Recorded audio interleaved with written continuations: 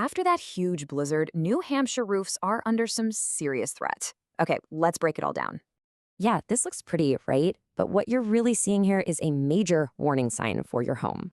So this wasn't just fluffy snow. It was heavy, wet, and piled on thousands of pounds of stress. Okay, here's our game plan to turn that worry into action. We've got a lot to cover.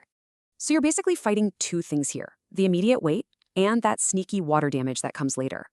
So what is an ice dam? It's basically a frozen wall at your roof's edge, trapping all that meltwater.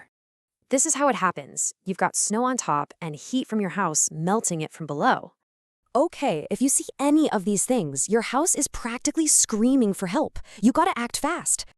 The bottom line is this: ice dams only happen because your roof is just too warm. That's it. So where's the heat coming from? Little gaps, like around lights, let warm air sneak into your attic. And if your insulation isn't great, well, that's just a highway for heat to melt the snow from below. And the experts agree. A cold attic is your best defense, period. That means good insulation and ventilation. Okay, so that's the why. Now let's talk about what you can actually do about it, right now. Thinking about grabbing a roof rake? Okay, but safety is everything. You have to follow these steps exactly. And please, remember these rules. One mistake can be incredibly dangerous or cause some really expensive damage.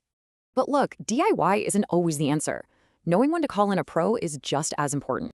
If your house fits any of these descriptions, just pick up the phone. Seriously, it's safer and it works. The pros have special gear like low-pressure steamers. They can melt ice safely without wrecking your roof. But raking snow is really just a band-aid. Let's talk about preventing this whole mess next winter. You see how these top three work together? It's all about keeping your roof cooled and stopping ice dams.